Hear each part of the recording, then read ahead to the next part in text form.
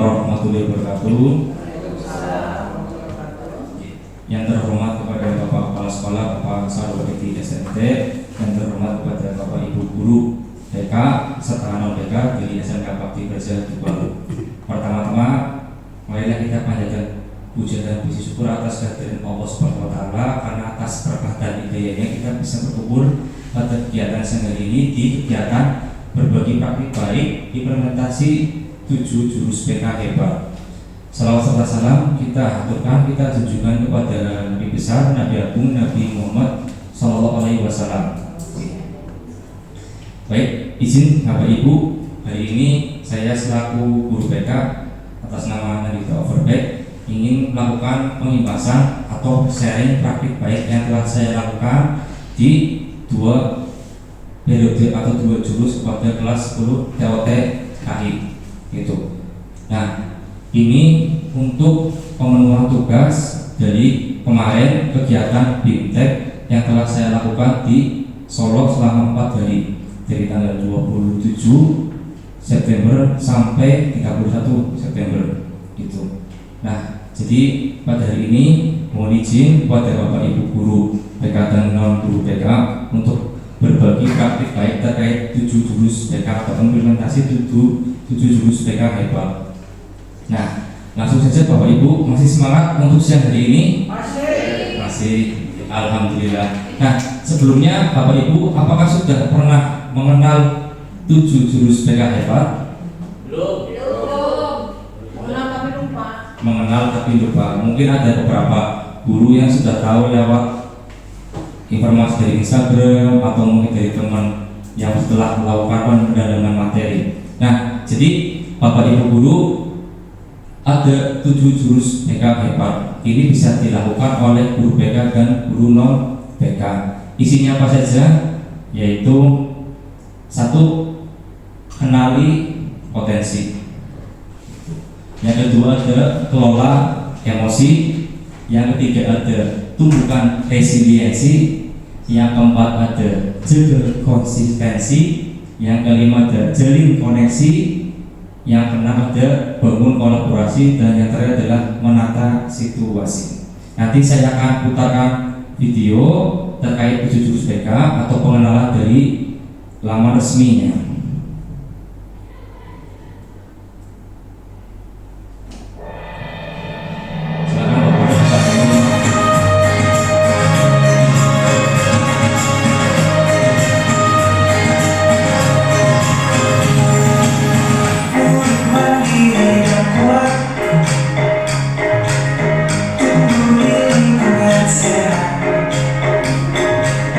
Bersama guru yang hebat,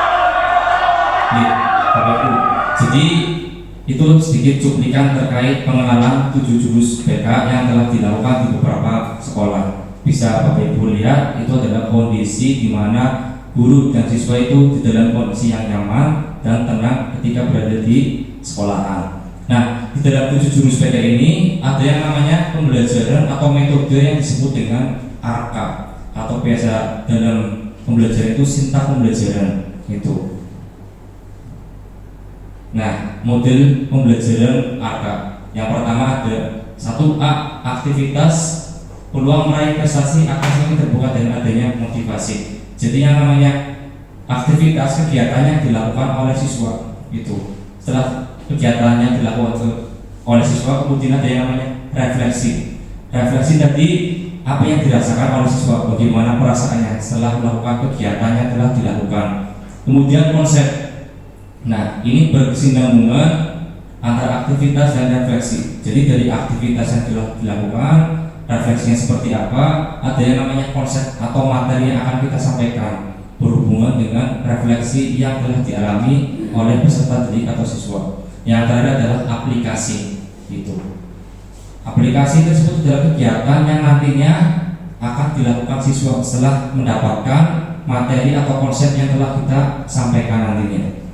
Begitu Bapak Ibu yang disebut dengan model belajar ARKA. Kemudian dari 7 jurus BK yang telah saya sampaikan atau tadi Bapak Ibu lihat, itu kayak kita dari calon calon fasilitator daerah itu hanya boleh menyampaikan 2 jurus BK kepada siswa. Jurus yang pertama adalah saya ambil kenali potensi, yang kedua adalah kelola emosi. Nah, alasan kenapa mengambil atau saya ambil kenali potensi dan kelola emosi nanti akan saya sampaikan.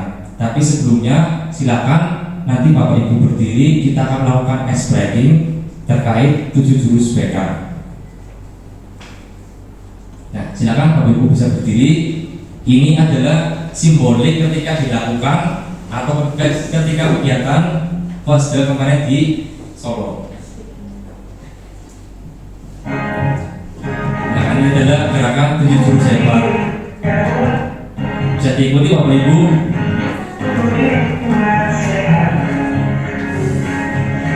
Bersama guru yang hebat, penuh cinta dan sahabat, mendidik dengan tulus, gunakan 7 jurus.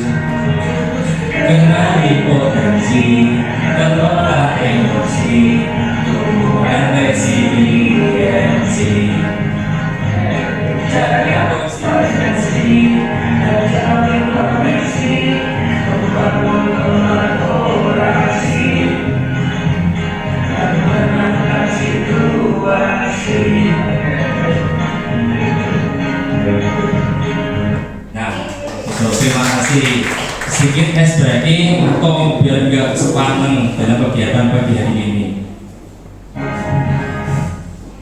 Nah, jadi Bapak Ibu, alasan saya memilih jurus yang pertama atau yang disebut dengan kenali potensi, yaitu biaya belajar dari hasil need assessment yang telah saya lakukan pada awal kegiatan atau awal pembelajaran kelas 10 menggunakan yang namanya aplikasi AKPD. Nih, Bapak Ibu guru BK mungkin tahulah atau yang namanya AKPD. Itu menunjukkan baru 80% murid itu belum mengetahui gaya belajarnya, sedangkan 20% murid sudah mengetahui gaya belajarnya, akan tetapi masih ragu-ragu. Ini saya ambil dari hasil analisis AKPD. Nah, Bapak Ibu bisa melihat di bagian ini nomor butir 35 barangkali nggak jelas, saya belum paham tentang gaya belajar dan strategi yang sesuai dengannya. Jumlah respondennya itu sekitar 28 dari sekitar 35 siswa, 80% dari jumlah siswa. Itu tertinggi. Itu kenapa saya ambil gaya belajar itu. Nah, ini adalah contoh aplikasi Aku Pintar, hasil tes gaya belajarnya. Nanti ini aplikasi yang pertama untuk anak-anak atau peserta didik mengerjakan, nanti tinggal ikuti tes sekarang, kemudian nanti tes yang seperti ini berupa pertanyaan, ada 3 fase, setiap fase itu ada 5 pertanyaan, kemudian setelah selesai nanti ada yang namanya progres selesai, kemudian lihat hasilnya. Nah, hasilnya seperti ini Bapak Ibu, kinestetik dan visual, ada penjabaran atau deskripsinya. Misalkan visual itu ada 36% dan kinestetik itu ada 43%. Itu telah dilakukan oleh peserta didik di kelas 10 TOT-KP. Dan selama mengerjakan itu saya memvalidasi apakah betul datanya dengan gaya belajarnya, dan memang ternyata itu betul, karena memang ini data sesuai dengan keadaan siswa atau kenyataan yang ada di kelas. Nah, kemudian yang telah saya lakukan dalam kegiatannya adalah sasaran kegiatan adalah kelas 10 TOT-KI dengan kegiatan belajar berlangsung 2 jam pembelajaran atau durasi 90 menit di ruang kelas 10 TOT-KI. Yang kedua adalah sarana prasarana yang digunakan yaitu laptop, LCD, internet, pakai data atau mungkin wifi yang disediakan oleh sekolah. Media yang digunakan adalah PowerPoint atau mungkin Canva. Dan kemudian yang terakhir adalah aplikasi Aku Pintar. Nanti Bapak Ibu akan saya jelaskan apa itu namanya Aku Pintar ID. Kemudian kendalanya adalah satu, ketika mengerjakan tes itu lebih lama karena terkendala dari HP serta sinyal anak. Itu ada yang memang wifi-nya bermasalah atau tidak bisa connect. Itu. Yang kedua, ketika melakukan refleksi itu siswa diminta tambahan waktu lebih lama untuk berdiskusi kelompok. Jadi dari beberapa siswa itu masih bingung yang namanya diskusi kelompok dan hasil refleksinya itu seperti apa. Nah, yang terakhir adalah semua peserta didik berhasil mengaplikasikan teori dari Aku Pintar tadi dengan membuat strategi belajar yang optimal. Ini adalah aplikasinya nanti. Itu. Nah, refleksi dan evaluasi jurus pertama terkait mengenali potensi yaitu adalah, nah, ini hasil implementasi jurus pertama kenali potensi. Yang pertama, guru mengetahui macam-macam gaya belajar yang dimiliki oleh peserta didik kelas 10 TOT-KI. Yang kedua adalah masing-masing murid telah mengetahui dan memvalidasi tipe gaya belajarnya yang dominan pada dirinya. Yang ketiga adalah peserta didik telah membuat strategi belajar yang tepat sesuai dengan tipe gaya belajar yang dimilikinya. Jadi di aplikasi Aku Pintar itu ada 3 gaya belajar Bapak Ibu. Nanti di situ ada yang namanya kinestetik itu seperti apa, visual seperti apa, dan auditori itu seperti apa. Jadi 31 siswa itu ada yang double, ada yang kinestetik, ada yang visual, ada juga yang visual dan auditori, ada juga yang ketiga-tiganya. Itu kita dapat datanya dari hasil langsung ketika anak mengerjakan gitu. Nah, ini adalah hasil aplikasi, adalah strategi belajar yang dibuat peserta didik sesuai dengan gaya belajarnya. Ini dalam metode ARK itu maksudnya 4 aplikasi itu. Kalau yang pertama aktivitas tadi itu mengerjakan Aku Pintar, refleksinya itu bagaimana setelah hasil dari mengerjakan Aku Pintar, konsepnya adalah materi yang telah disampaikan. Yang keempat adalah aplikasinya seperti ini, hasil strategi belajar yang dibuat peserta didik sesuai dengan gaya belajarnya. Itu bisa Bapak Ibu lihat. Interpretasi asesmen murid mampu merumuskan strategi belajar yang optimal bagi dirinya. Itu hasil dari siswa terkait aplikasi, terkait dengan gaya belajarnya. Nah, yang terakhir Bapak Ibu, silakan Bapak Ibu bisa mencoba tes gaya belajar. Bapak kalau memang belum bawa HP nanti bisa melihat sebelahnya terkait Aku Pintar. Jadi silakan Bu Sofi yang sudah dikirimkan linknya bisa dibagikan. Itu silakan bisa buka di grup BK masing-masing saat capai pribadi itu. Jadi Bapak Ibu silakan mencoba untuk mengerjakan tes gaya belajar, hasilnya seperti apa. Nanti bisa Bapak Ibu lihat hasilnya itu ada kinestetik, auditori atau mungkin visual. Itu Bapak Ibu akan kelihatan hasilnya, dan itu nanti Bapak Ibu bisa dicoba disampaikan ke siswa peserta didik yang kelas 10, kelas 11 atau mungkin yang kelas 12. Monggo Bapak Ibu, saya beri waktu sekitar 10 menit buat Bapak Ibu mengerjakan. Monggo. Bila mana ada pertanyaan terkait webnya bermasalah atau apa, silakan dicoba kembali. Mungkin itu jaringannya yang bermasalah. Karena ketika di kelas 10 TKI itu ketika membuka webnya yang bermasalah itu bukan webnya tapi jaringannya.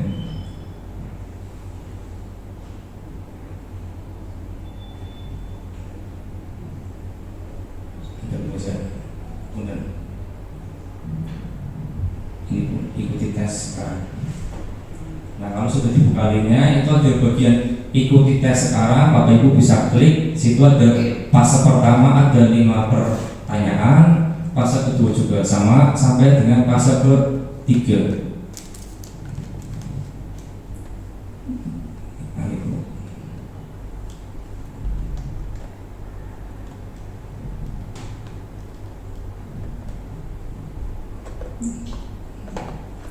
Nah itu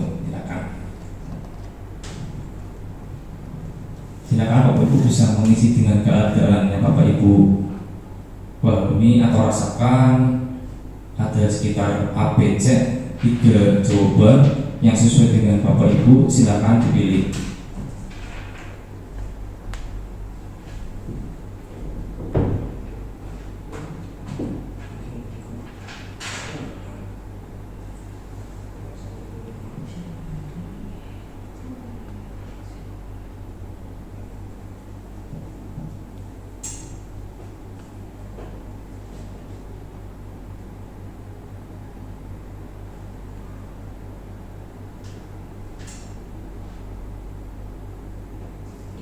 Nunggu Pak, memang ada antriannya. Pak Satyo sudah bisa Pak masuk? Oke Pak, siap.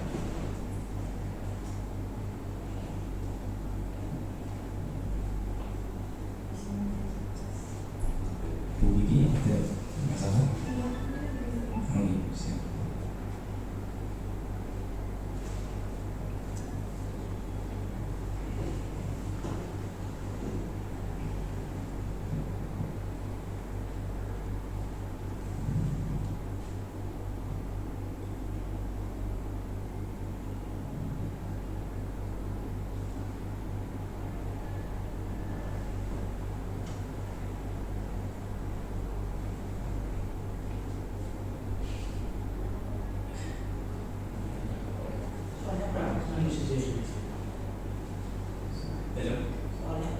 Itu ada 3 fase Bu, setiap fasenya ada yang 5 soal, ada yang mungkin 10 soal gitu.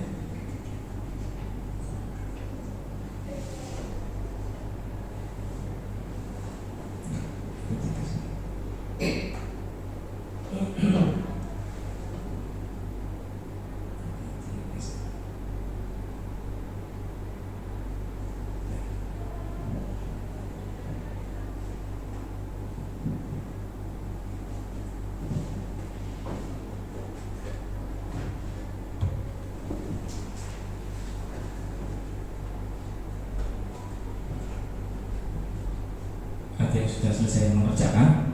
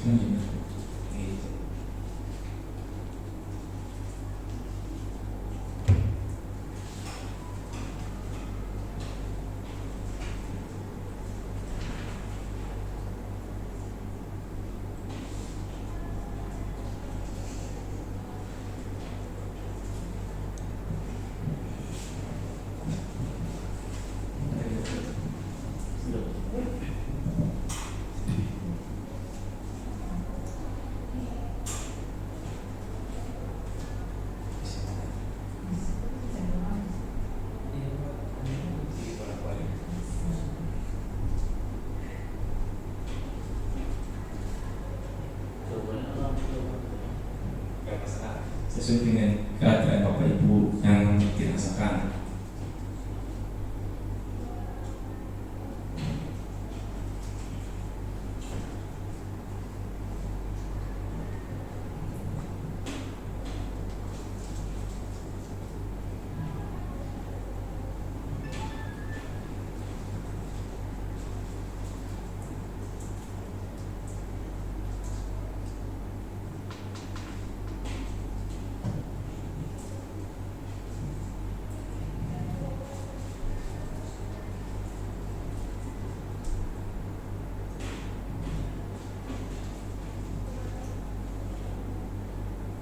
Bapak Ibu, mengingat waktu sudah berjalan, silakan sembari dikerjakan, sembari dengan kita lanjutkan dengan jurus yang kedua.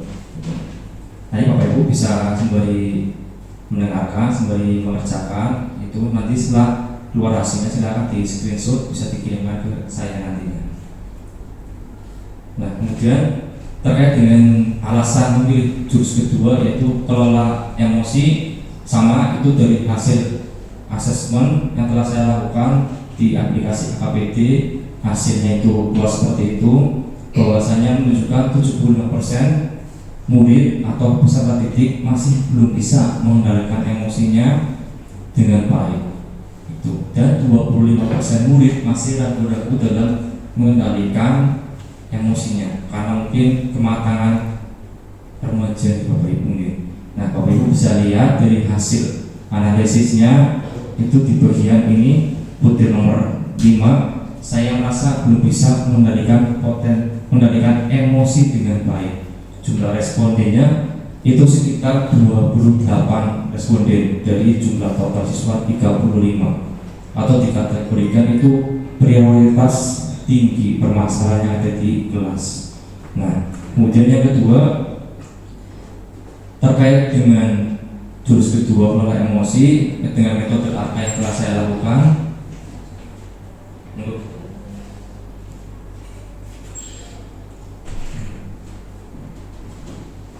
Terkait jurus kedua kelola emosi dengan metode ARKA yang telah saya lakukan, yaitu dari A, aktivitas, saya telah membacakan sedikit kasus singkat atau peristiwa dan siswa menuliskan ekspresi emosinya di sticky note itu, lalu menempelkannya di papan peta emosiku. Papan peta emosiku adalah yang ditempelkan saya di papan tulis. Kemudian refleksinya bagian R-nya itu siswa melakukan diskusi kelompok tentang pengalaman serupa dan perasaan yang dialami, serta guru menuntun siswa untuk mengenali emosi marah, sedih, senang, ataupun cemas itu. Kemudian konsepnya atau materinya berkaitan dengan aktivitas dan refleksi yang dialami oleh siswa, yaitu guru menjelaskan terkait pengertian emosi, jenis-jenis emosi, dan strategi bagaimana mengelola emosi dengan sebuah kasus atau peristiwa yang telah dialami oleh peserta didik atau siswa. Yang terakhir adalah A, aplikasi, siswa menyusun rencana aksi terkait kelola emosiku dengan judul kelola emosiku, dan merancang kelas bernuansa sel yang artinya itu nyaman, tenang, dan tentram di kelas secara kolaboratif. Itu untuk jurus kedua terkait metode ARKA yang telah saya lakukan. Nah, kemudian refleksinya dan evaluasi dari jurus kedua yang telah saya lakukan itu adalah sasaran kegiatan itu dilakukan di kelas 10 TOTKI. Yang kedua, sarana prasarana seperti biasa menggunakan LCD, laptop, serta internet. Kemudian media yang digunakan adalah PowerPoint atau Canva. Nah, alokasi waktu tetap itu menjadi evaluasi kita sebagai guru, karena ketika menuliskan atau menggambarkan ekspresi di sticky note, siswa itu masih bingung terkait gambar emosinya yang mau disampaikan seperti apa, gambarnya seperti apa, itu siswa banyak yang masih bingung. Kemudian yang kedua, ketika melakukan refleksi hasil dari kegiatan atau aktivitas, nah itu masih banyak penyusunan atau diskusi kelompok yang molor waktunya, masih belum paham terkait dengan diskusi kelompok. Yang keempat, peserta didik berhasil mengaplikasikan teori dengan membuat strategi belajar yang optimal. Nah, itu terkait refleksi dan evaluasi jurus kedua terkait kelola emosi. Nah, hasil implementasi jurus kedua yaitu siswa mampu mengenali berbagai emosi yang mereka alami, entah itu perasaan marah, sedih, kecewa, senang, takut, dan cemas. Dan siswa mulai memahami penyebab munculnya emosi dan dampaknya terhadap perilaku mereka yang berada di sekolahan ataupun di luar sekolahan.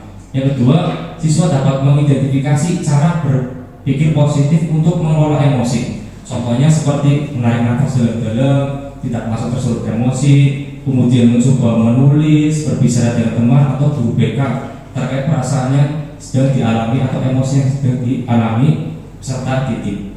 Itu. Dan yang ketiga adalah terbentuknya papan cuaca emosi sebagai sarana ekspresi rutin setiap minggu. Gitu. Jadi saya membuat rencana ke depan di kelas tersebut terkait papan cuaca emosi dari anak-anak yang ada di kelas TK. Nah, ini adalah hasil refleksi ekspresi emosi menggunakan sticky note yang ditempelkan di papan tulis atau papanku.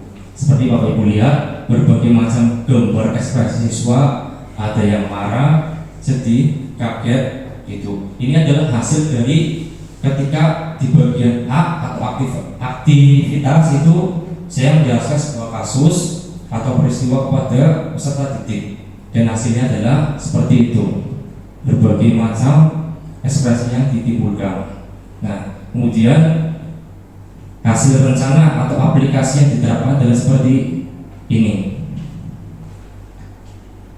Berbagai macam rencana siswa ke depan untuk mengatur emosinya seperti apa, berpikir positifnya seperti apa, gitu. Itu di bagian aplikasi hasil rencana kelola emosiku serta papan kelola emosiku. Nah, Bapak Ibu, nanti saya bagikan kertas, kemudian Bapak Ibu mendengarkan peristiwa atau kasus yang telah saya sampaikan. Nanti Bapak Ibu bisa dengan memegang kertas sembari menutup mata, ya, menutup mata. Itu.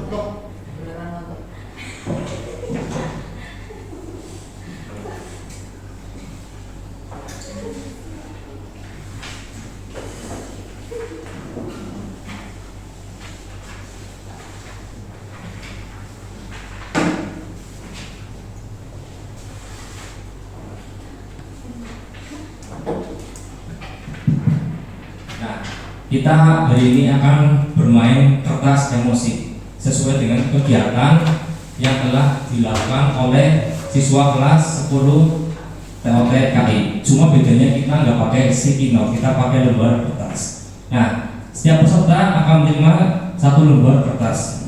Sudah. Nah, kemudian saya nanti akan membacakan sebuah cerita atau peristiwa kepada Bapak Ibu.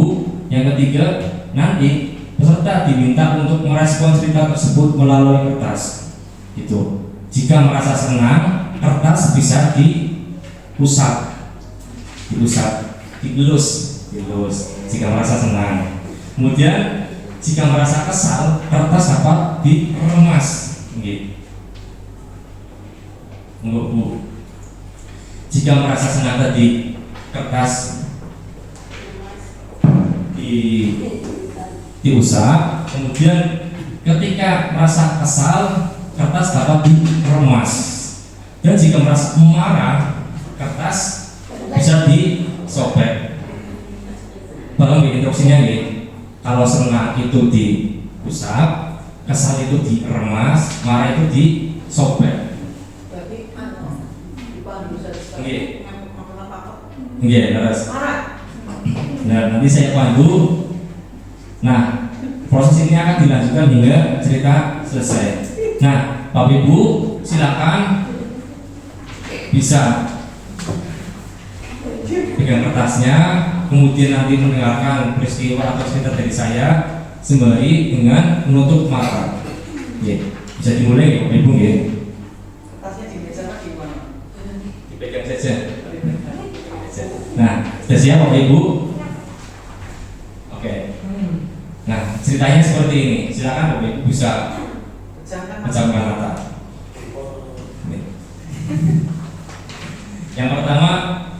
Pagi itu bapak atau ibu guru berangkat ke sekolah mengendarai sepeda motor. Bahan ajar yang sudah bapak ibu siapkan rapi digantungkan di motor atau bagasi depan. Namun beberapa meter sebelum sampai sekolah, motor mendadak mogok karena kehabisan bensin. Dengan susah payah bapak ibu guru mendorong motor hingga sampai ke sekolah. Silakan bapak ibu bisa mengekspresikan senangkah, kesalkah, atau marah. Oke. Nah, kita lanjutnya kedua. Kita masih lanjut. Nah, sampailah bapak ibu di kelas.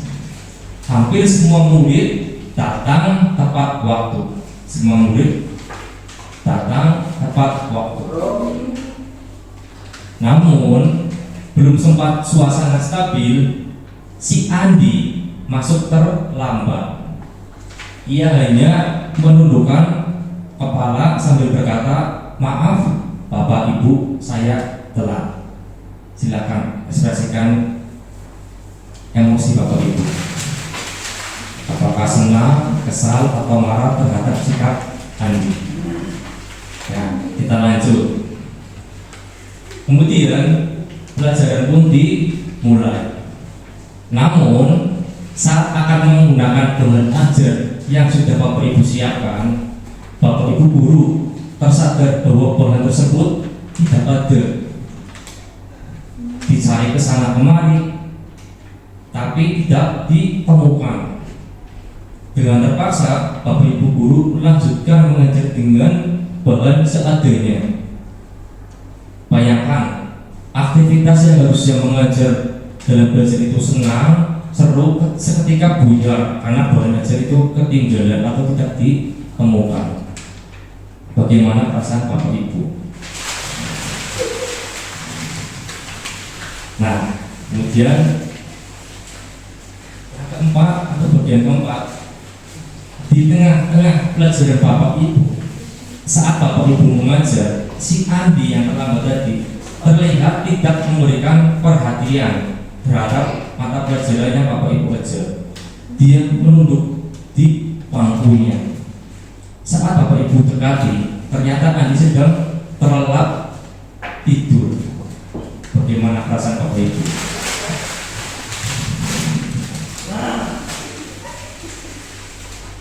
Nah, selanjutnya, tak lama kemudian ada seorang bapak mengetuk pintu kelas.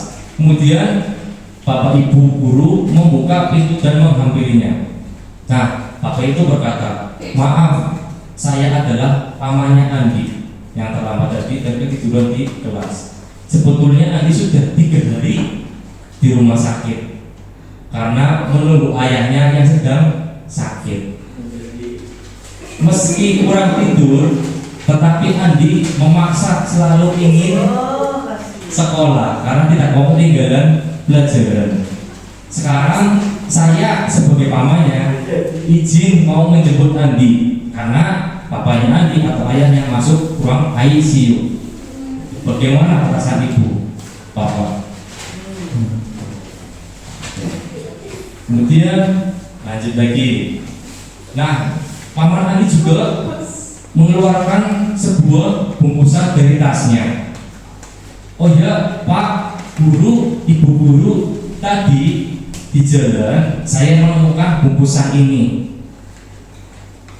Saya tadi cek, isinya adalah buku dan ada nama sekolah ini, sekolah Bapak Ibu Guru yang mengajar.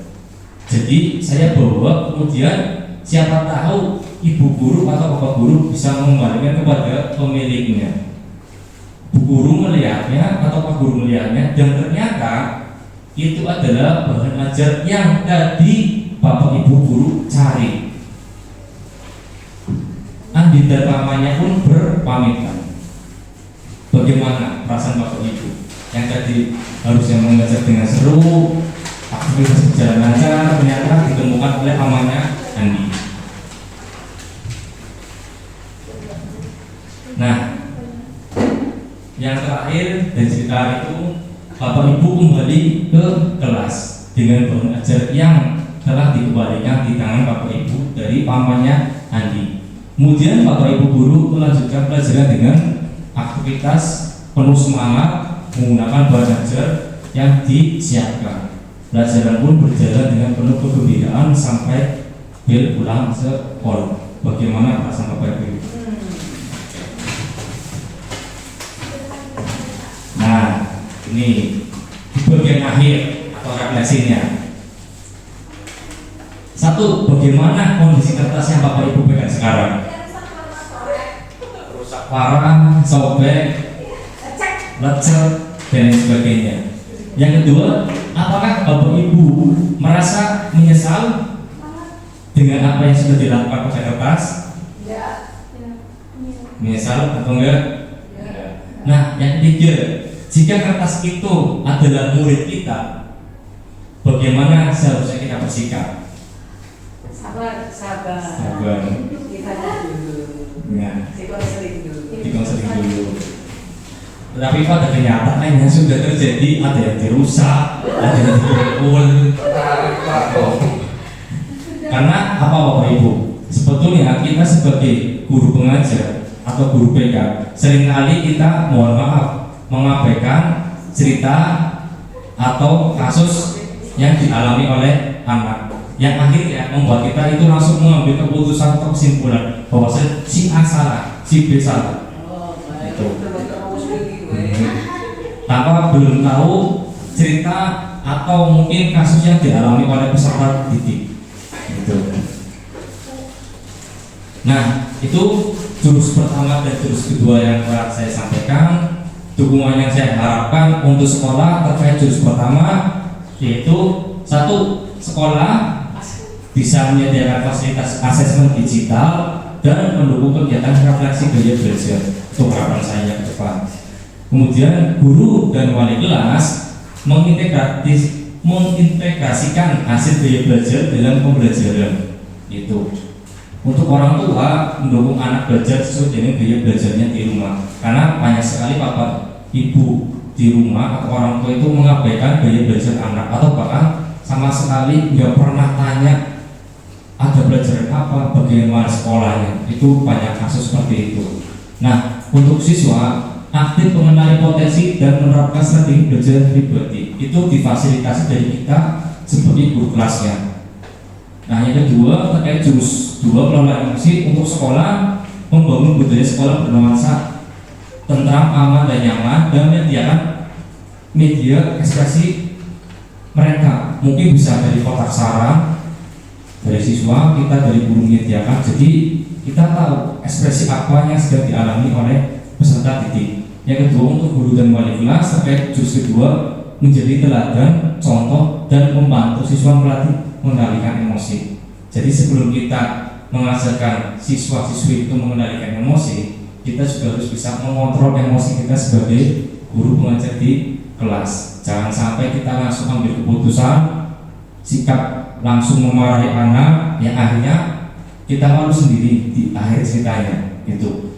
Nah, untuk orang tua harus selalu beri contoh positif dalam mengelola emosi di rumah. Ini kita kaitkan dengan wali kelas dan guru BK. Harus ada kolaborasi dan komunikasi dengan wali murid atau orang tua.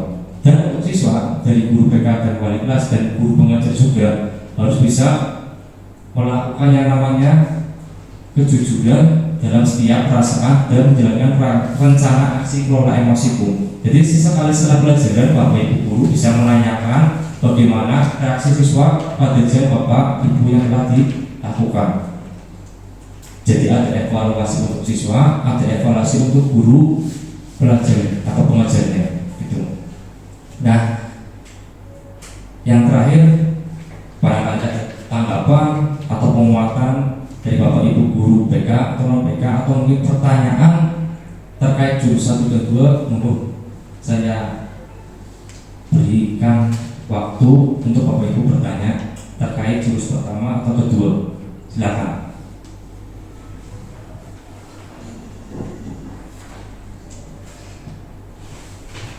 Silakan Bapak Ibu.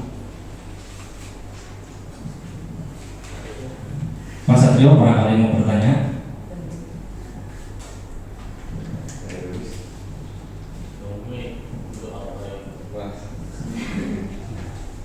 Itu apakah bisa dipakai guru non mapel, Pak? Untuk jurus pertama dan kedua, ya. Jadi Bapak Ibu guru BK dan guru non guru BK untuk kelola potensi atau jurus yang pertama itu bisa dilakukan oleh guru BK dan non guru BK, atau mungkin kalau kita ada guru wali itu bisa dilakukan. Itu di beberapa sekolah hal ini sudah dilakukan oleh guru BK, guru mapel, wali kelas dan guru wali. Itu. Nah, untuk guru BK bisa dilakukan di awal semester atau awal pembelajaran ketika kelas 10. Kalau misalkan Pak, apakah itu bisa dilakukan setelah pengimbasan ini selesai? Bisa. Itu nanti Bapak Ibu bisa melakukannya namanya observasi dengan wali kelas, guru mapel yang bersangkutan. Jadi Bapak Ibu bisa membuat asesmen sendiri terkait biaya belajarnya, dan itu bisa dilakukan oleh guru mapel dan guru BK. Itu. Jadi fungsinya untuk guru mapel itu kita bisa melihat bagaimana cara belajar anak di kelas. Karena dari sekian banyak guru kita hanya mematok anak itu harus bisa, padahal belum tentu gaya belajarnya seperti yang kita harapkan. Jadi baiknya kita lakukan evaluasi setiap pembelajaran kita telah selesai atau dilakukan. Begitu Pak? Cukup jelas? Mungkin barangkali dari yang guru BK mau ditanyakan.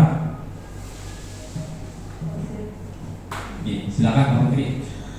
Assalamualaikum warahmatullahi wabarakatuh. Boleh slide sebentar Pak Nandu? Boleh. Saya stop yang tadi sebelum akhir. Ini. Oke. Saya di sini sebagai wali kelas. Kebetulan saya juga baru datang. Itu ada orang tua memberikan contoh positif dalam mengelola emosi di rumah. Kami sebagai wali kelas ada berbagai macam karakter wali murid yang ada di kelas kami, Pak. Untuk mencontohkan mengelola emosi di rumah itu bagaimana, Pak? Oke, terima kasih. Baik, terima kasih atas pertanyaannya terkait jurus kedua mengelola emosi untuk orang tua nih. Jadi dari kita selaku guru BK harus ada yang pertama langkah pendekatan dengan siswa. Ketika kita telah melakukan pendekatan dengan siswa, kita akan tahu bagaimana sih keadaan orang tuanya atau keluarganya. Gitu. Karena ketika kita tahu bagaimana keadaan keluarganya, kita bisa tahu dan bisa menilai, wah bahwasanya si anak ini ternyata kurang pemantauan dari orang tuanya. Bahwa anak ini sudah terpantau orang tuanya, tapi anaknya mohon maaf yang memang bermasalah. Itu. Nah, jadi ketika kita sudah tahu bagaimana keadaannya, kita coba panggil orang tuanya untuk datang ke sekolah. Bisa lewat wali kelasnya, guru mapelnya, atau mungkin guru BK-nya. Bisa menggunakan panggilan secara lisan dulu, atau mungkin dengan surat resmi dari sekolah. Nah, setelah kita panggil dari orang tuanya, kita duduk bareng, kita ngobrol, kita jalin yang namanya kolaborasi dan komunikasi positif dengan orang tuanya. Biar apa? Biar kita tahu permasalahan apa sih yang dialami oleh anak di rumah. Apakah bapak ibunya sudah mencontohkan? Bukan berarti kita menggurui orang tua, tapi kita memberikan gambaran kepada orang tua bahwasanya kalau kita salah dalam menangani anak, apalagi terkait emosi anak, khususnya anak-anak SMK atau SMA yang lagi labil-labilnya, itu kedepannya bisa menjadikan mereka anak yang bermasalah kalau tidak ada dukungan dari dalam keluarga dulu, yaitu rumah dan orang tua.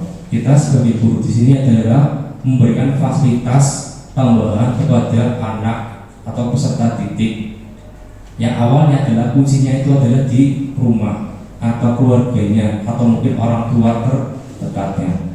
Tapi pada kenyataannya memang banyak orang tua yang memang belum mendukung perkembangan anak atau emosi anak, yang akhirnya kita sebagai guru BK, guru mapel bahkan wali kelas ya, kadang keteteran dalam menghadapi anak dengan berbagai macam karakter anak, dan kita harus bisa mengerti keadaan mereka semua. Itu adalah memang tugas kita sebagai pengajar, PR kita sebagai pengajar dalam mengingatkan, mengarahkan anak.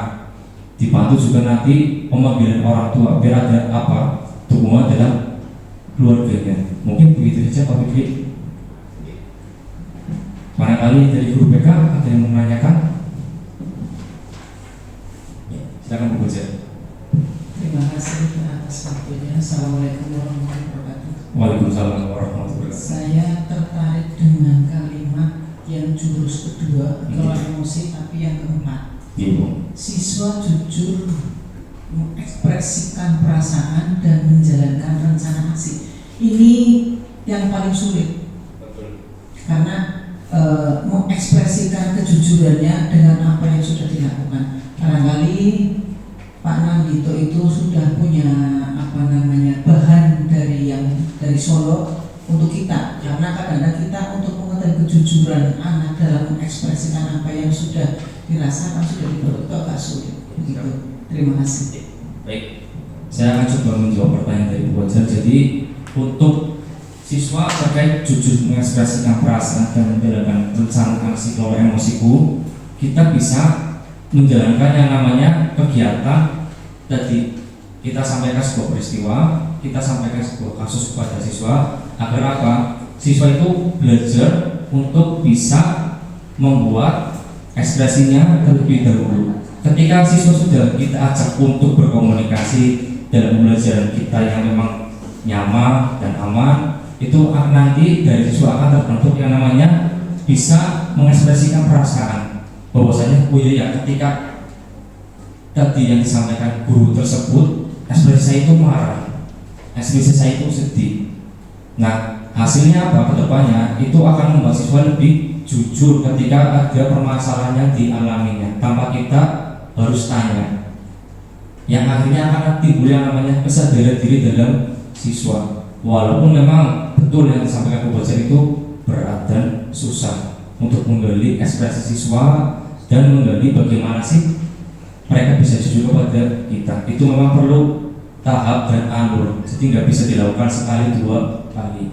Kita harus ada yang namanya komunikasi dengan siswa, kedekatan dengan siswa, baru kita bisa mengajak mereka untuk jujur tanpa kita perlu memanggil mereka. Akan ada kesadaran diri dari dalam diri mereka, dan itu kita bisa lakukan dengan kegiatan awal, yaitu menyampaikan sebuah kasus yang ringan-ringan dulu, kemudian bisa dilanjutkan dengan kasus yang memang agak berat, biar kita bisa melihat dan menilai bagaimana sih ekspresi dari siswa tersebut. Mungkin itu saja Bu Boja. Kemudian ada lagi Bu Dita, cukup? Bu Aul, sudah? Tidak ada yang ditanyakan lagi? Oke. Kalau sudah tidak ada yang ditanyakan lagi, artinya selesai sudah pemaparan hasil implementasi 2 jurus BK yang telah saya lakukan di SMK Bakti Bajar Baru kepada kelas 10 TOTKI. Terima kasih untuk Bapak Ibu yang telah hadir pada hari ini. Kemudian nanti akan saya bagikan modul atau materi yang telah saya dapatkan dari BIMTEK yang telah kami lakukan di Solo kemarin selama 4 hari. Silakan nanti Bapak Ibu barangkali pengen belajar terkait jurus ketiga seperti apa, jurus keempat seperti apa, sampai jurus ketujuh. Nanti Bapak Ibu bisa baca dan Bapak Ibu bisa terapkan di peserta didiknya. Itu sebagai tambahan materi dalam mengajar, atau ketika dalam mengajar anak-anak itu perlu tambahan selain dari mapel yang Bapak Ibu lakukan, silakan bisa ditambahkan materi yang telah saya share nantinya. Begitu nih Bapak Ibu. Cukup? Ya, cukup. Kalau cukup saya akhiri. Sekian dari saya. Terima kasih atas waktunya. Apabila ada salah kata, salah penjelasan dalam jawab, mohon dimaafkan. Sekian saya akhiri. Assalamualaikum warahmatullahi wabarakatuh.